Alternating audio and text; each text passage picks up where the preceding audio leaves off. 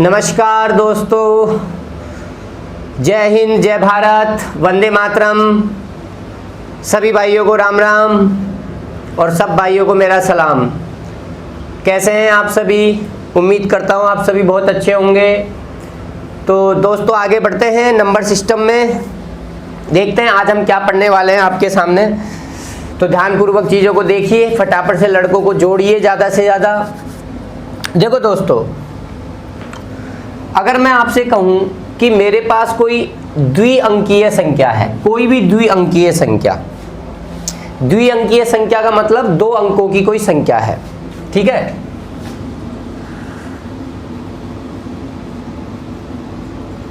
मेरे पास एक द्विअंकीय संख्या है। अब ध्यान से सुनना, अगर मैं कहूं मेरे पास कोई द्विअंकीय संख्या है तो उसमें दो अंक होंगे, होंगे कि नहीं होंगे? तो मैंने कहा दो अंकों की संख्या x और y, इकाई अंक y है और दहाई अंक क्या है? x है। तो इस दो अंकों की संख्या को ध्यान रखना, हम ऐसे लिख सकते हैं 10x प्लस वाई। दो अंकों की संख्या को हम 10x प्लस वाई लिख सकते हैं। कैसे? जरा इधर समझाता हूं, संख्या लेकर मैं समझाता हूं। 58 है, मुझे बताओ क्या मैं 58 को ऐसे लिख सकता हूं 50 प्लस 8? बोलो, लिख सकता हूं ना? क्या मैं 50 को ऐसे लिख सकता हूं 5 गुणा 10 प्लस 8? तो 58 को इस प्रकार से अगर आप लिख सकते हो तो इसका मतलब ये हुआ इकाई अंक तो बिल्कुल अकेला, और दहाई अंक जो है उसको किससे गुणा कर दो? 10 से गुणा कर दो, तो वही संख्या प्राप्त हो जाती है।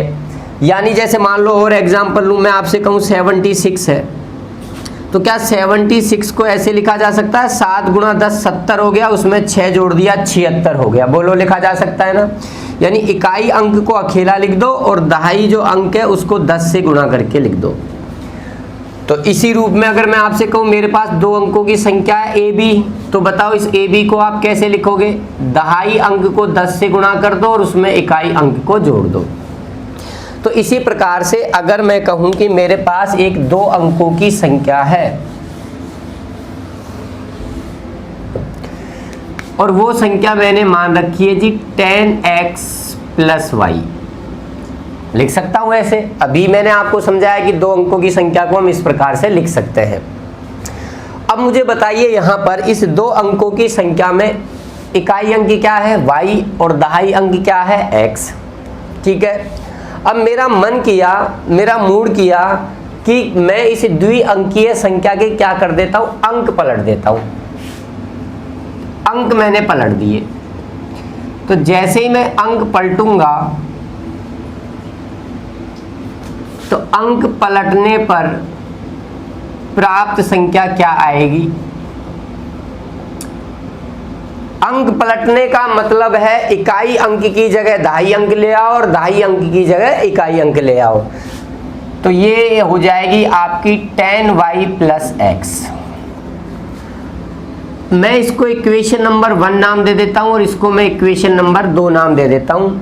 तो मेरे पास एक दो अंकों की संख्या थी, फिर मैंने उस दो अंकों की संख्या के अंक पलट दिए।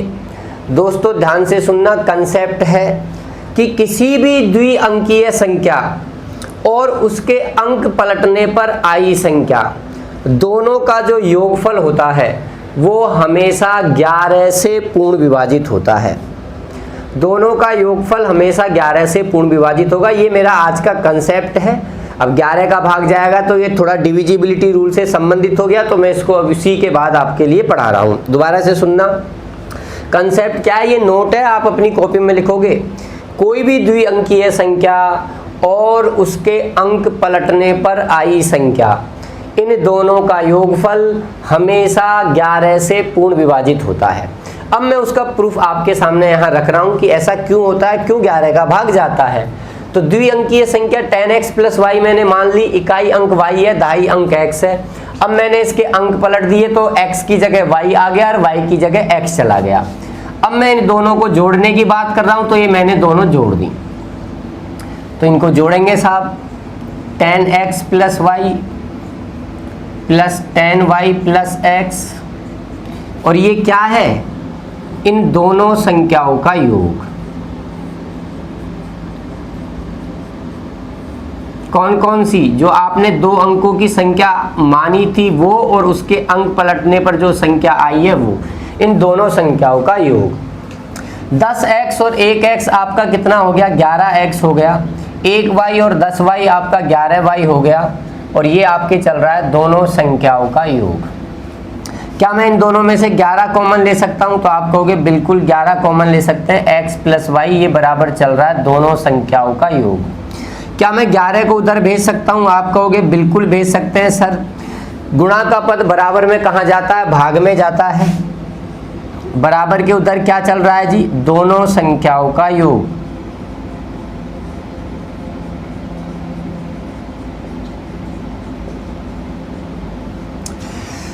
अब मैं 11 को उधर भेजूं तो 11 का क्या लग जाएगा, भाग लग जाएगा।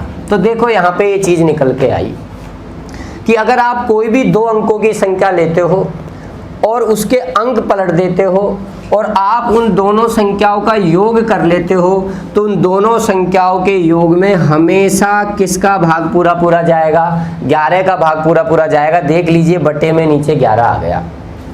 अच्छा मैं आपसे ये कहूँ कि मुझे ये बताओ ये x और y क्या है, x और y क्या है? तो आप कहोगे सर ये x और y जो है, x और y जो है ये तो जो आपने द्विअंकीय संख्या मानी है उस द्विअंकीय संख्या के क्या है, अंक हैं। तो इन दोनों अंकों के बीच में प्लस का चिन्ह आ गया है। तो एक चीज बताइए, मैं आपको इसको क्या लिख सकता हूँ, x प्लस वाई को हम क्या बोल सकते हैं, इसे हम बोल सकते हैं उस द्विअंकीय संख्या के अंकों का योग, अंकों का योग। और इन दोनों इस द्विअंकीय संख्या के अंकों का जो योगफल है वो किसके बराबर आएगा, दोनों संख्याओं के योग में 11 का अगर मैं भाग लगा दूं, दोनों संख्याओं के योग में अगर मैं 11 का भाग लगा दूं तो उस योगफल में 11 का भाग लगाने पर उस द्विअंकीय संख्या के अंकों का योग निकलकर आ जाएगा, अंकों का योग निकलकर आ जाएगा। तो बहुत आसान चीज थी, कोई बड़ी बात इसके अंतर्गत नहीं थी। प्रूफ भी मैंने आपको दे दिया, ऐसे प्रूफ समझ लो। या फिर आप एक काम करो, अपने मन से कोई भी 2 अंकों की संख्या मानो, जैसे मैंने मानी 53, ये 2 अंकों की संख्या है। अंक पलट दो, इसके अंक पलटने पर क्या आएगा, बोलो 35। दोनों को जोड़ लो, क्या आ गया, बोलो 88। बोलो 88 में 11 का भाग जा रहा है कि नहीं जा रहा, पूरा पूरा आप कहोगे बिल्कुल जा रहा है। कोई भी ले लो, आपकी मर्जी पड़े। जैसे मैंने लिया 13, अंक पलटो 13 के, क्या आएगा 31। दोनों को जोड़ो, जोड़ने पर क्या आएगा 44। बोलो 44 में 11 का भाग जा रहा है कि नहीं जा रहा, आप कहोगे बिल्कुल जा रहा है। और भी कोई ले लो, आपकी मर्जी। कई लोग सोच रहे हो 10 ले लो, ठीक है लो भाई, अंक पलटो 10 के, तो 0 1, दोनों को जोड़ो, क्या आएगा 11। लो 11 में 11 का भाग जाएगा। कुछ लोग सोच रहे होंगे बोले हम तो 55 लेंगे, ठीक है 55 ले लो, अंक पलटो इसके, 55 के अंक पलटोगे तो 55 ही आएगा। जोड़ लो दोनों को, जोड़ने पर आएगा आपका 110। बोलो 110 में 11 का भाग जा रहा है कि नहीं जा रहा, जा रहा है ना। अच्छा ठीक है, संख्या 53 मानी, अंक पलटने पर 35 आए, दोनों को जोड़ा 88 आया, 11 का भाग जा रहा है, कितनी बार जा रहा है, आप कहोगे सर 8 बार जा रहा है। तो दोनों संख्याओं के योगफल में, दोनों संख्याओं के योगफल में जब तुम 11 का भाग लगाते हो तो अंकों का योग आना चाहिए। तो अंकों का योग आना चाहिए, तो देख लीजिए 8 बार भाग गया है, क्या अंकों का योग 8 ही आ रहा है। 11 चौका 44, 4 बार भाग गया, क्या अंकों का योग 4 ही आ रहा है। ठीक है, 11 में 11 का भाग 1 बार गया, क्या अंकों का योग 1 ही आ रहा है। क्या देखो कितनी बार भाग गया, 11 का 110 में 10 बार भाग गया, क्या अंकों का योग 10 ही आ रहा है क्या। तो ये एक दूसरे तरीके से भी मैंने नंबर्स लेकर भी इसका प्रूफ आपको समझा दिया।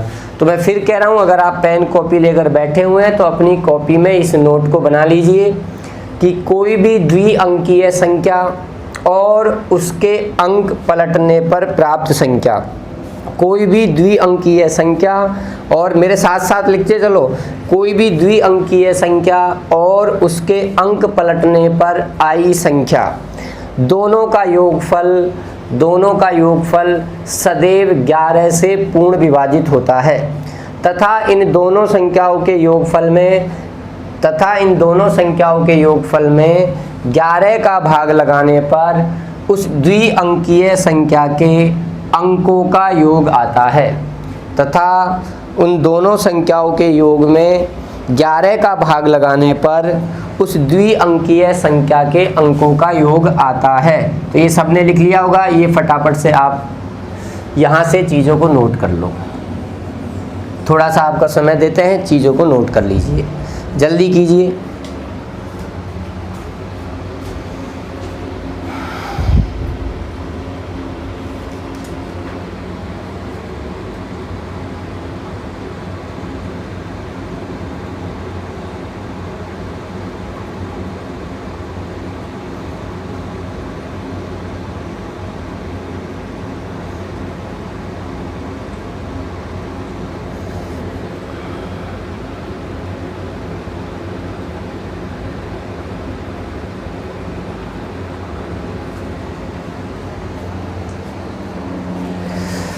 आइए आगे बढ़ते हैं। अब बात आती है कि अगर ये कंसेप्ट मैं आपको सिखा रहा हूं तो इस कंसेप्ट के ऊपर वो क्वेश्चन कैसे पूछ सकता है। तो एक तो ये डायरेक्ट ये किससे पूर्ण विभाजित होंगी यही पूछ सकता है, डायरेक्ट ही कह दे कोई भी द्विअंकीय संख्या और उसके अंक पलटने पर आई संख्या, इन दोनों संख्याओं का योगफल सदैव निम्न में से कौन सी संख्या से पूर्ण विभाजित होगा। ऑप्शन पटक दे 9, 11, 13, 17। तो तुम्हें किस पे टिक मारना है, 11 पे टिक मारना है। और कैसे क्वेश्चन वो इसमें पूछ सकता है, आइए मैं आपको बताता हूँ, समझाता हूँ, ध्यान से सुनना।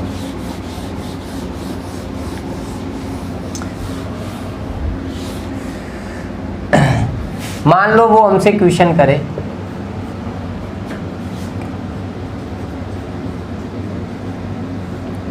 किसी द्विअंकीय संख्या तथा उसके अंक पलटने पर प्राप्त संख्या, उसके अंक पलटने पर प्राप्त संख्या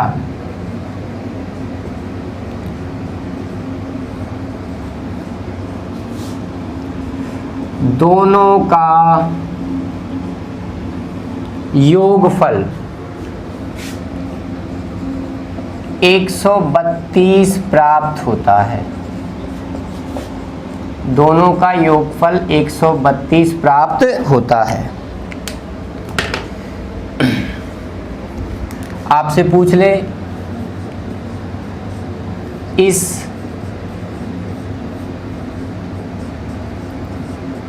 द्विअंकीय संख्या के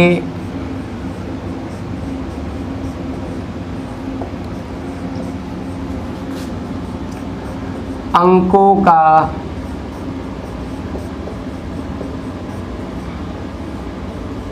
योग बताइए। इस द्विअंकीय संख्या के अंकों का क्या बताइए, योग बताइए। ऐसा उसने क्वेश्चन पूछ लिया। तो आपको अगर कंसेप्ट मालूम है तो आप झटके में उड़ा सकते हैं। अभी मैंने बताया था द्विअंकीय संख्या और उसके अंक पलटने पर आई संख्या दोनों का योगफल 11 से विभाजित होता है और उस योगफल में 11 का भाग लगाने पर ही तो उस संख्या के अंकों का क्या आता है, योग आता है। तो अंकों का योग निकालना है तो इन दोनों संख्याओं के योगफल 132 में 11 का क्या लगा दो, भाग लगा दो। भाग लगाने पर क्या आएगा, 12 आएगा। यानी उस द्विअंकीय संख्या के अंकों का योगफल 12 आएगा। हाँ, अब बात ये आती है कि वो हमसे ये पूछ ले कि ये बताओ वो द्विअंकीय संख्या है कौन सी ऐसी। तो दोस्तों इतनी सी जानकारी से हम वो द्विअंकीय संख्या बता नहीं सकते।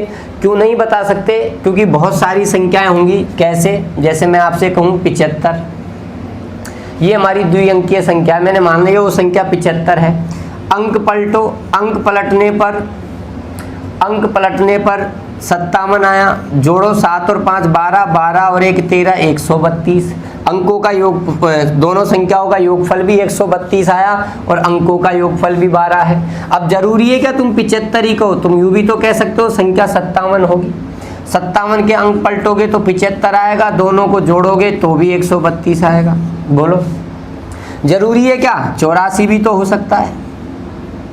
84 के अंक पलटो, 48, दोनों को जोड़ो, 8 और 4 12, 8 और 4 12 और 1 13, 132। इसके भी अंकों का योगफल जो है 132 है। तो बहुत सारी संख्याएं पॉसिबल है ऐसी। तो इतनी सी जानकारी से संख्या नहीं पूछ सकता, और पूछता भी है तो इस जानकारी से संख्या के कई सारे मान हैं, लेकिन वो कुछ और यहाँ आपसे पूछ सकता है। जैसे समझने का प्रयास करना। मान लो वो आपसे क्वेश्चन यूँ दे दे कि किसी द्विअंकीय संख्या और उसके अंक पलटने पर प्राप्त संख्या दोनों का योगफल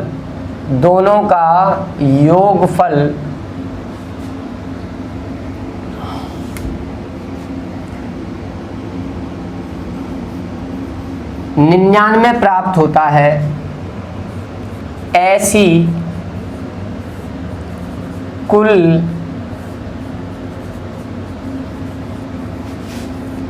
कितनी संख्याएं संभव होंगी? ऐसी कुल कितनी संख्याएं संभव होंगी, वो हमसे ये क्वेश्चन कर ले। हमसे कहते कि एक 2 अंकों की संख्या है, उसके अंक पलट दिए, अंक पलटने पर जो संख्या आई दोनों का योगफल 99 है, तो ऐसी कुल कितनी संख्याएं होंगी? How many numbers are possible of 2 digits. अगर हम उसके अंकों को रिवर्स कर दें तो उन दोनों का योगफल 99 आ जाए। तो एक काम करो, अगर तुम्हें इन दोनों संख्याओं का योगफल मालूम है 99, तो क्या तुम उस द्विअंकीय संख्या के अंकों का योग ला सकते हो क्या? बोलो, अंकों का योग ला सकते हो क्या? बिल्कुल। कैसे? इस योगफल में 11 का भाग लगा दो, 11 नाम है 99। यानी हमें मालूम चल गया कि जो द्विअंकीय संख्या है उस द्विअंकीय संख्या के अंकों का योगफल 9 आना चाहिए, और इसी बेस पे आप वो सारी संख्याएं निकाल सकते हो। अब अंकों का योगफल 9 किस किस से आ सकता है? बोलो, अंकों का योगफल 9 किस किस से आ सकता है? बोलिए फटाफट से। अंकों का योगफल 18 से 9 आएगा, बोलो। 27 से 9 आएगा, बोलो। 36 से 9 आएगा, बोलो। 45 से 9 आएगा। आएगा कि नहीं आएगा? बोलो तो सही। 54 से 9 आएगा, 63 से 9 आएगा, 72 से 9 आएगा, 81 से 9 आएगा, और एक और मत भूल जाना, 90 से भी तो अंकों का योगफल 9 आएगा। तो ये है वो सारी संख्याएं जो 2 अंकों की हैं, और उनके अंक पलटने पर अगर प्राप्त संख्या को तुम जोड़ोगे मूल संख्या में तो योगफल 99 आएगा, जिसके अंकों का योग 9 है। जोड़ के देख लीजिए, 18 में आप 81 जोड़ के देख लीजिए, 99 ही आएगा। और कोई भी देख लो, 54 में अंक पलट के जोड़ो, 45 योग करो, 99 आएगा।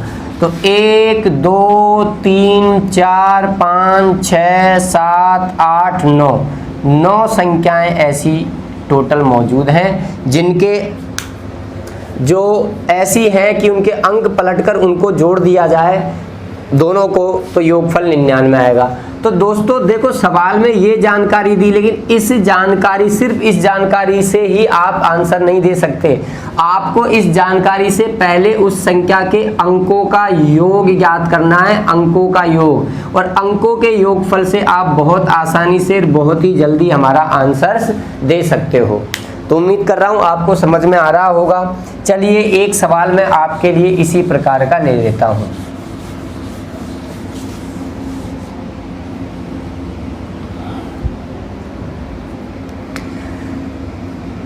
ये लो, किसी द्विअंकीय संख्या और उसके अंक पलटने पर प्राप्त संख्या दोनों का योगफल 132 प्राप्त होता है, तो ऐसी कुल कितनी संख्याएं संभव होंगी? ठीक है, चलिए फटाफट से 1 मिनट का समय आपको देता हूं, जल्दी बताइए कि इसका आंसर क्या आएगा।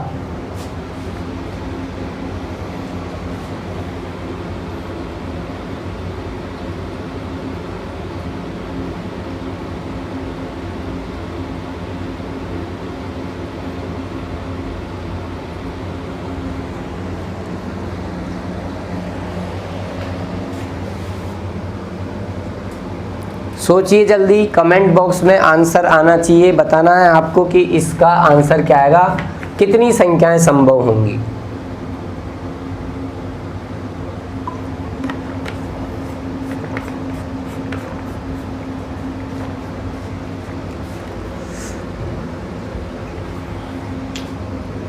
तो आइए मिलान करिएगा। अगर दोनों संख्याओं का योगफल 132 है तो बताओ संख्या के अंकों का योगफल कितना आएगा? 12। अब अंकों का योगफल 12 आए उसी से निकालो। तो अगर इकाई 1 रखूँ तो 1 से नहीं आएगा। अगर मैं मान लो मैं 1 मानता हूँ, 1 है साहब दहाई का अंक, तो 12 लाने के लिए तो इकाई अंक तुम कुछ रख ही नहीं सकते, 2 पे भी नहीं रख सकते। अच्छा 3 पे रख सकते हो, हाँ 39। 4 पे रख सकते हो, हाँ 8। अच्छा 5 से रख सकते हो क्या? बोलो 5 से, बिल्कुल हाँ 57। 6 से रख सकते हो, बिल्कुल हाँ 66 लिख सकते हो ना। 7 से 75, उल्टा कर दो अब 8 से 84 और 9 से 93। तो 1 2 3 4 5 6 और 7 संख्याएं ऐसी मौजूद हैं, 7 नंबर ऐसे मौजूद हैं, 2 अंकों की 7 संख्याएं इस प्रकार की हैं जिनके अंक पलट दें और दोनों को जोड़ें तो दोनों का योगफल 132 आएगा और उनके अंकों का योगफल 12 आएगा। तो आसान चीज़ें हैं, कोई बड़ी बात इसके अंतर्गत नहीं है। ठीक है, आइए थोड़ा सा क्वेश्चन को और मॉडिफाई करते हैं। किसी द्विअंकीय संख्या और उसके अंक पलटने पर प्राप्त संख्या दोनों का योगफल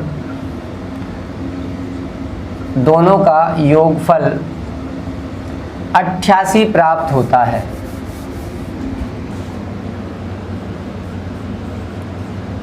यदि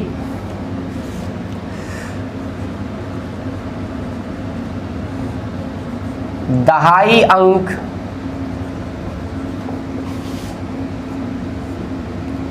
इकाई अंक से दहाई अंक इकाई अंक से बड़ा हो तो ऐसी कितनी संख्याएं संभव होंगी? ऐसी कितनी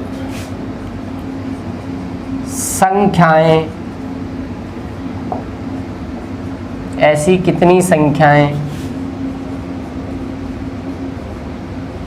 संभव होंगी? इसका आंसर आपको देना है। फटाफट कीजिए, कमेंट बॉक्स में आंसर आना चाहिए आप सभी का।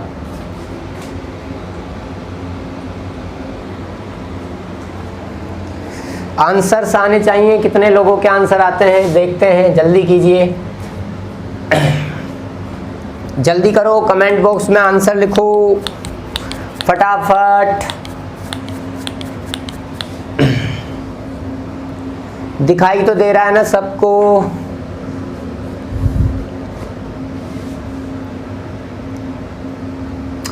तो बढ़े आगे। आइए, अब दोनों का योगफल 88 है तो उस संख्या के अंकों का योगफल आ गया 8। अब संख्याएं खोजें, पर उसने एक कंडीशन लगा दी, दहाई अंक इकाई अंक से क्या हो? बड़ा हो। तो अगर हमें अंकों का योगफल 8 लाना है तो हम 17 ले सकते हैं, 71 ले सकते हैं, लेकिन हम 17 नहीं लेंगे क्योंकि इसमें दहाई अंक इकाई अंक से बड़ा होना चाहिए, एक बड़ा नहीं है 7 से, तो 17 नहीं लेंगे, 71 लेंगे। 26 नहीं ले सकते लेकिन 62 तो ले सकते हैं, बोलो। 35 नहीं ले सकते लेकिन 53 तो ले सकते हैं ना, बोलो। 44 ले सकते हो क्या? नहीं, ना 26 ना 35, 44 भी नहीं ले सकते। क्यों नहीं ले सकते 44? बोलो। क्योंकि इसमें भी दहाई अंक इकाई अंक के बराबर है, लेकिन उसने कहा है दहाई अंक इकाई अंक से क्या होना चाहिए? बड़ा होना चाहिए। तो 17 नहीं ले सकते, 71 ले लिया, 26 नहीं, 62 ले लिया, 35 नहीं, 53 ले लिया, 44 नहीं ले सकते। ठीक है, और एक और हमारा बचा कौन? 80। 80 भी तो है दोस्तों। 80 में देखो इकाई अंक 0 है, दहाई अंक क्या है? 8 है। तो बताओ क्या 8 बड़ा नहीं है, दहाई अंक बड़ा नहीं है? तो कितनी संख्याएं बताओ संभव होंगी? तो आप कहोगे सर 4 संख्याएं संभव होंगी। 4 संख्याएं क्या होंगी? संभव होंगी। तो बहुत आसान चीज़ें थी दोस्तों, इनमें कोई बड़ी बात नहीं थी। ठीक है, फटाफट से आप चीज़ों को नोट कर लीजिए। मैं थोड़ा मार्कर नोट कर लो आप सभी चीज़ों को।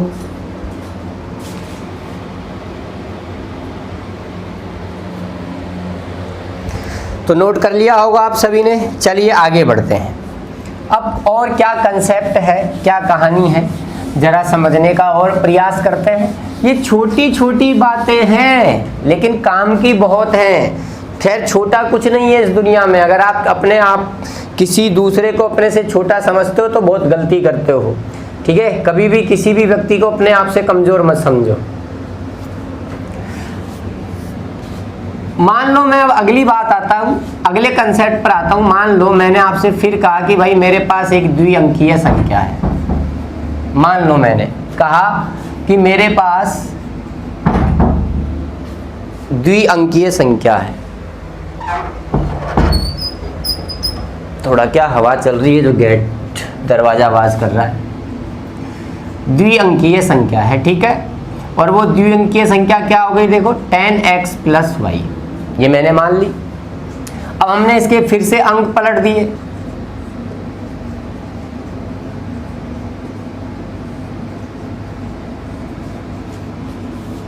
अंक पलटने पर प्राप्त संख्या क्या होगी, बोलिए। आप कहोगे अंक पलटने पर प्राप्त संख्या होगी 10y + x। अब इस बार मैं इन दोनों संख्याओं का अंतर लेता हूं। इस बार मैं इन दोनों संख्याओं, पहले अपन ने जोड़ा था, अब की बार मैं जोड़ूंगा नहीं। इस बार मैं इन दोनों संख्याओं का क्या लूंगा, अंतर लूंगा। अंतर का मतलब माइनस करूंगा। माइनस का मतलब होता है बड़ी में से छोटी को घटाना। लेकिन यहाँ x और y के रूप में जो संख्याएं लिखी हैं, यहाँ हमें नहीं मालूम कि कौन सी बड़ी होगी और कौन सी छोटी होगी, तो किसी में से किसी को ही घटा दो। तो मैं फर्स्ट में से सेकंड को घटा देता हूँ, 10x + y। इसमें से मैं इसको घटाऊंगा तो माइनस का 10y और माइनस का हो जाएगा x। तो ये दोनों संख्याओं का अंतर है। 10x में से 1x गया, 9x आ गया, प्लस का y है, माइनस का 10y है, तो माइनस के 9y आपके ज़्यादा हैं और ये आपका चल रहा है दोनों संख्याओं का अंतर। क्या मैं 9 कॉमन ले सकता हूँ? आप कहोगे बिल्कुल कॉमन ले सकता हूँ। x - y बराबर में चल रहा है दोनों संख्याओं का अंतर। क्या मैं 9 को उधर भेज सकता हूँ? बिल्कुल भेज सकता हूँ। तो x - y बराबर आ जाएगा दोनों संख्याओं का अंतर बटा 9।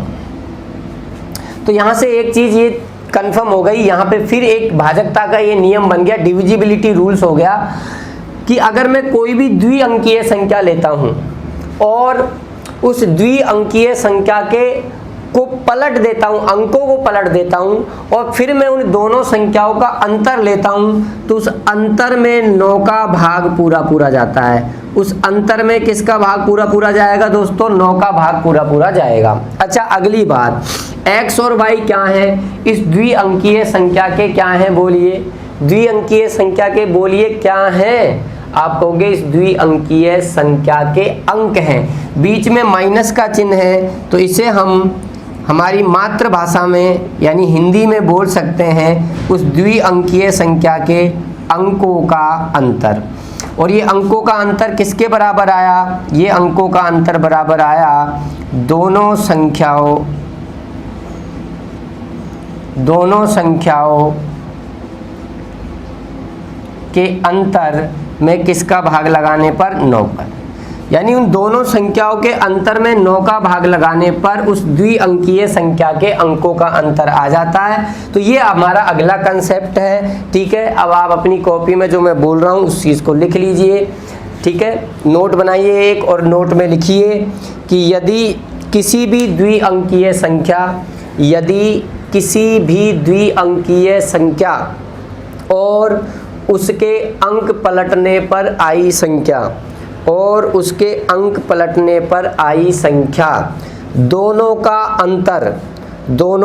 अंतर सदैव 9 से पूर्ण विभाजित होता है। दोनों का अंतर सदैव 9 से पूर्ण विभाजित होता है और अंतर में 9 का भाग लगाने पर उस द्विअंकीय संख्या के अंकों का अंतर आता है। उस द्विअंकीय संख्या के अंकों का अंतर आता है। तो उम्मीद कर रहा हूँ आपको चीज़ें समझ में आ रही होंगी। फटाफट से चीज़ों को नोट कर लीजिए। नोट के बाद जो आप मैंने नोट लिखवाया उस नोट के नीचे इनको उतार लीजिए, जल्दी कीजिए।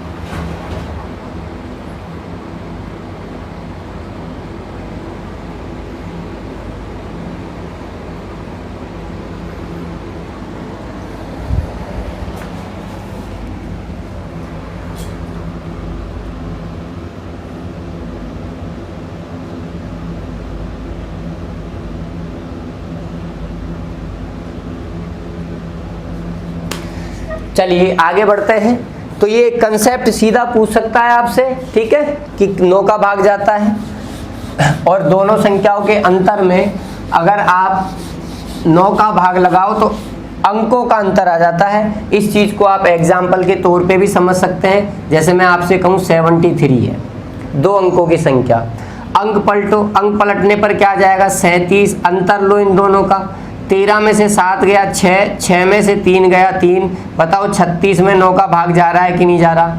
बोलो कितनी टाइम जा रहा है? 4 टाइम जा रहा है। तो 9 चौका 36, तो अंतर में जब 9 का भाग लगाया तो 4 आया और ये 4 इस संख्या के अंकों का अंतर होगा। देख लो 7 और 3 का अंतर क्या आया? 4 आया।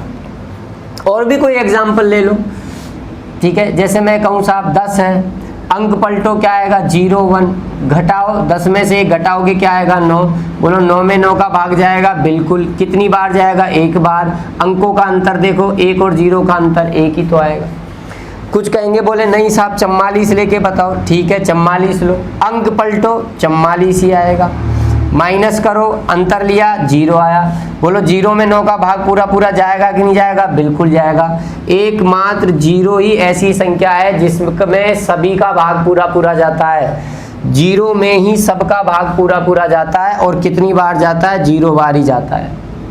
तो बोलो 4 और 4 का अंतर 0। तो ये वो की वही सेम टू सेम कहानी है और कोई बड़ी बात नहीं है। आगे बात करते हैं, समझते हैं ध्यानपूर्वक। आइए ध्यान दीजिएगा, इधर समझना। अब वो हमसे इसके ऊपर भी उसी प्रकार से क्वेश्चन पूछ सकता है जैसे क्वेश्चन मैंने आपके 11 पे बनाए। जैसे वो कहे एक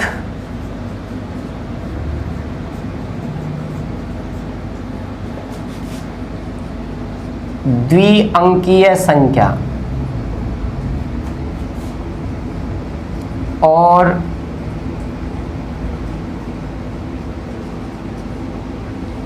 उसके अंक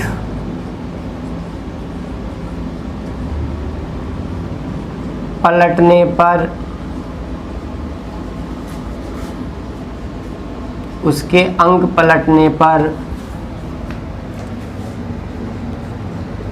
प्राप्त संख्या।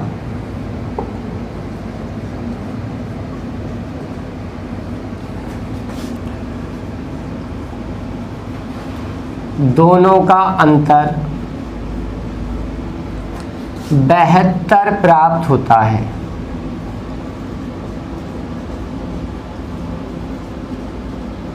दोनों का अंतर क्या प्राप्त होता है? 72 प्राप्त होता है।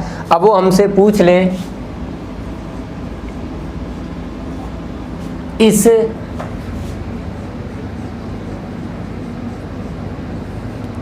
संख्या के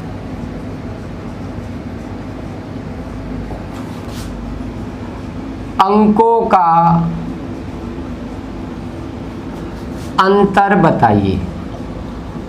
इस संख्या के अंकों का अंतर बताइए। तो कुछ भी नहीं है, बहुत आसान है। संख्याओं के अंतर में ही 9 का भाग लगा दो, संख्या में उपस्थित अंकों का अंतर आ जाएगा। 9 8 72 आ जाएगा, ठीक है। यानी उस द्विअंकीय संख्या के अंकों का अंतर जो है वो 8 है। अब वो हमसे पूछ ले वो संख्या कौन सी है, तो संख्या बता पाना मुश्किल है। संख्या बता पाना मुश्किल है, लेकिन वो पूछ ले ऐसी कितनी संख्याएं संभव होंगी। तो अगर अंकों का अंतर 8 है तो आप संख्या बता सकते हो। अगर अंकों का अंतर 8 है तो 19, 91 और 8 का 80। तो कितनी संख्याएं संभव होंगी? राम सॉरी, एक तो 19 है, देखो अंकों का अंतर 8 है, एक 91 अंकों का अंतर 8 है, एक 80 में अंकों का अंतर 8 है।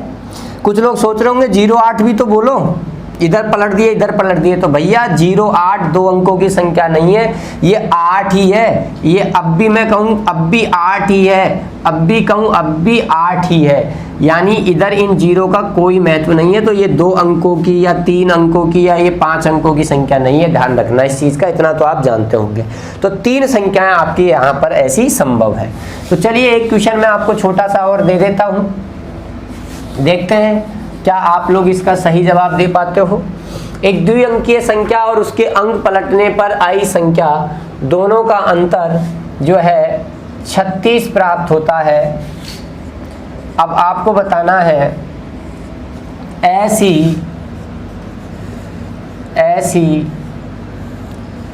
कितनी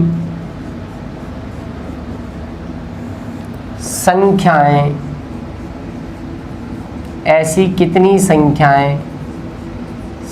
संभव होंगी, ऐसी कितनी संख्याएं संभव होंगी, ये आपको जवाब देना है। देखते हैं कितने लोग जवाब दे पाते हैं। द्विअंकीय संख्या और उसके अंक पलटने पर प्राप्त संख्या, दोनों का अंतर 36 प्राप्त होता है। ऐसी कितनी संख्याएं संभव होंगी?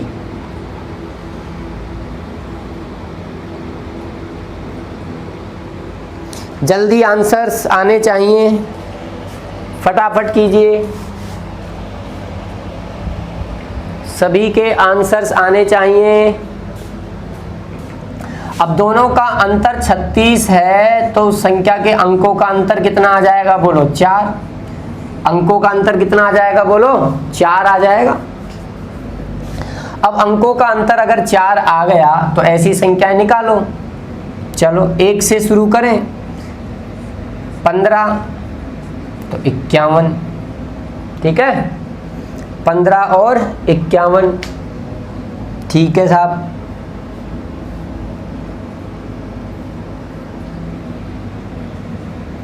और बोलो 26, 62, और बोलो 37, 73, और बोलो 48, 84, और बोलो 59 और 95, और बोलो एक आपकी रह गई 40। तो भैया 1 2 3 4 5 6 7 8 9 10 11 संख्याएं ऐसी हैं, ऐसी संभव होंगी जिसके अंक पलट दिए जाएं और फिर दोनों संख्याओं का अंतर लिया जाए तो अंतर वो 36 देंगी। अंतर हमेशा कितना देंगी? 36 देंगी। तो ये कुछ छोटी मोटी बातें थी जो उम्मीद करता हूँ कि आपको समझ में आई होंगी, ठीक है। आगे बात करें तो अगली चीज़ क्या है, समझने का प्रयास करना, कोशिश करना, आप सभी को समझ में आएगा। आइए अगला कंसेप्ट जो है वो मैं आपके सामने एक नोट लिख रहा हूं, समझने का प्रयास करना।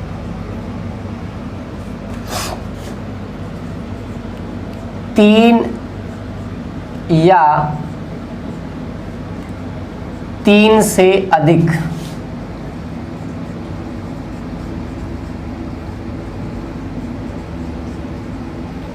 तीन या 3 से अधिक अंकों की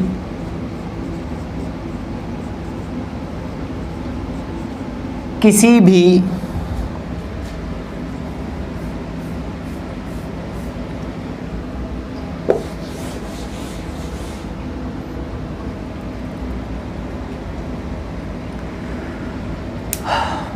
तीन या 3 से अधिक अंकों की किसी भी संख्या में से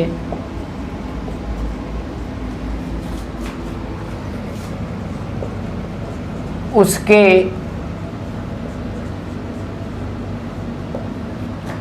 अंकों के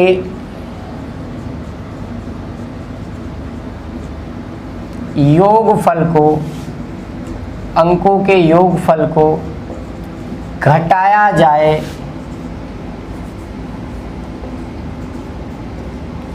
तो अंतर सदैव 9 से,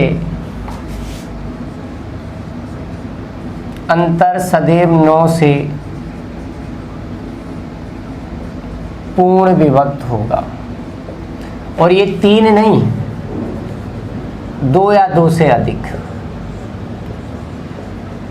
ये और कंसेप्ट है, ये क्वेश्चन, ये नोट भी एग्जाम में पूछा हुआ है, एसएससी इसको पूछ चुका है। ठीक है, किस प्रकार का क्वेश्चन लैंग्वेज बना कर दिया वो मैं भी आपको बता दूंगा। तो ये नोट है, ये भी एक डिविजिबिलिटी से रिलेटिव एक कंसेप्ट है कि 2 या 2 से अधिक अंकों की किसी भी संख्या में से उसके अंकों के योगफल को आप घटा दो ना, तो अंतर में हमेशा 9 का भाग जाएगा। आइए इस चीज को मैं आपको समझा देता हूं, समझना इधर। ठीक है, कोई भी एग्जाम्पल ले लो, चलो 2 अंकों की संख्या से ही शुरू करते हैं। कोई भी 2 अंकों की संख्या आप अपने हिसाब से ले लो। मैंने अपने हिसाब से एक संख्या ले ली 23, 2 अंकों के लिए। ठीक है, उस संख्या में से उसके अंकों के योगफल को घटाना है। अंकों का योगफल कितना आएगा? आप कहोगे 3 और 2 का योगफल आएगा 5। अब इस संख्या में से इसी के अंकों के योगफल को घटाना है। बताइए 23 में से 5 घटाओगे, क्या आया? 18। बोलो क्या आया? 18। बोलिए क्या 18 में 9 का भाग जा रहा है कि नहीं जा रहा? कोई सी भी ले लो आप, आपकी मर्जी पड़े, कोई सी भी ले लो। मैंने 59 लिया, अंकों का योग करो, 5 और 9 आपका हो जाएगा 14, घटाओ 9 में से 4 गए तो आपके आए 5। ठीक है, और 5 में से 1 गया, आपका आया 4। बोलो क्या 45 में 9 का भाग जा रहा है कि नहीं जा रहा? बोलो जा रहा है ना। 3 अंकों में ले लो, आपकी मर्जी पड़े। जैसे मैंने 107 ले लिया, अंकों का योग करो, अंकों को जोड़ो, 7 + 0 + 1 क्या आ गया? 8 आ गया। माइनस करो, 107 में से 8 घटाओगे, 99 आया। बोलो 9 का भाग जा रहा है कि नहीं जा रहा? कोई भी ले लो, कितने ही अंकों में। मैंने लिया 5276, एक संख्या मैंने ये ले ली। ठीक है, जोड़ो अंकों को योग, अंकों का योग करो, 6 और 7 13, 13 और 2 हो गया आपके पास 15, 15 और 5 आपका हो गया 20, 20 हो गया। घटाओ इसको, 6, 7 में से 2 गया 5, आपका 2 और आपका 5। देखो क्या इसमें 9 का भाग जा रहा है। अब तुम इसमें अगर 9 का भाग लगाने लग गए तो तुमसे बड़ा कोई दुष्ट इंसान नहीं है। मैंने 9 की भाजकता का नियम सिखाया, 5 और 2 7 और 5 12, 12 और 6 18, अंकों का योग 18 आ रहा है, इसका मतलब इसमें 9 का भाग जा रहा है। कोई भी एनी वन, तुम कोई भी संख्या ले लो, तुम्हारी मर्जी पड़े, कितने ही अंकों की ले लो। ये लो, ये ले ली मैंने, इतनी बड़ी संख्या ले ली। अब इसके अंकों का योग करो, 2 और 3 5, 5 और 5 कितना हो जाएगा? बोलो 2 और 3 5 और 5 10, 16 17 21, 21 और 3 आपका हो जाएगा 24 और 7 31, अंकों का योग 31 है, माइनस कर दो। 6 0 4 1 6 5 3 2। देखो इसमें 9 का भाग जा रहा है कि नहीं जा रहा? 2 और 3 5 और 5 10 और 6 16 और 1 17 4 21, 21 और 6 क्या आया? 27। बोलो बोलो जा रहा है कि नहीं जा रहा? क्या कहते हो? तो ये एक कंसेप्ट है, आपको ध्यान रखना है। 2 या 2 से अधिक, 2 या 2 से अधिक, 2 या 2 से अधिक अंकों की कोई भी संख्या हो, उसमें से उसके अंकों के योगफल को अगर आप घटा दो तो भैया उस अंतर में हमेशा 9 का भाग पूरा पूरा जाएगा। मैं आपको बता देता हूं कि ये क्वेश्चन एग्जाम में इस कंसेप्ट को उसने किस प्रकार से पूछा था। क्वेश्चन ये था, यदि 100 और 1000 के मध्य, 100 और 1000 के मध्य की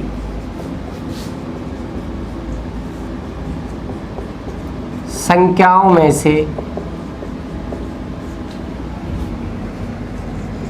स्वयं के अंकों,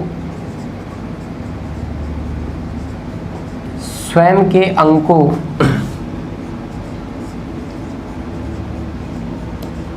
स्वयं के अंकों के योग को घटाने पर P प्राप्त होता है।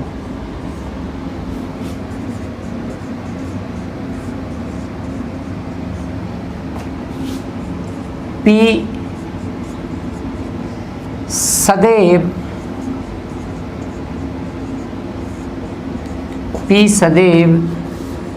निम्न में से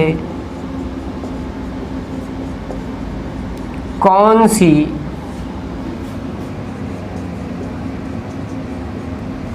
सी संख्या से पूर्ण विभक्त होगा। ऑप्शंस दिए थे उसने 7, 9, 11 और 13, सॉरी ऑल, सभी। तो क्वेश्चन वही है, मैंने कहा है 2 या 2 से अधिक अंकों की कोई भी संख्या हो, उसने आपको एक लिमिट में बांध दिया, 100 और 1000 के बीच की होनी चाहिए, और उन संख्याओं में से स्वयं के अंकों के योग को क्या करना है, घटाना है। P आएगा तो उस अंतर में आपको मैंने अभी बताया किसका भाग पूरा पूरा जाता है, 9 का भाग पूरा पूरा जाता है। तो ये कुछ छोटी मोटी बातें थी दोस्तों जो भाजकता के नियमों से संबंधित थी। यहाँ पे जाके आज आपका कंप्लीटली डिविजिबिलिटी रूल बिल्कुल फिनिश हो गया, खत्म हो गया। भाजकता के नियम से रिलेटिव अब कोई चीज़ हमारे पास नहीं बची, ठीक है। और इससे बाहर हमारे एग्जाम में कुछ आने वाला भी नहीं है अगर वो कभी भाजकता के ऊपर कोई क्वेश्चन पूछता है। तो आज का वीडियो आपको अच्छा लगा होगा, आपने नया सीखा होगा। फिर वही डेली कहने की बातें हैं, ये पहले भी कही थी, आज भी कह रहे हैं। वीडियो को लाइक और शेयर तो जब भी कर दिया करो जब आप वीडियो चालू करो, ठीक है। तो नेक्स्ट वीडियो में फिर अब नए कंसेप्ट के साथ आपके साथ मिलेंगे कि हमें कौन सा नया कंसेप्ट नंबर सिस्टम में पढ़ना है, ठीक है दोस्तों। जय हिंद, जय भारत, वंदे मातरम।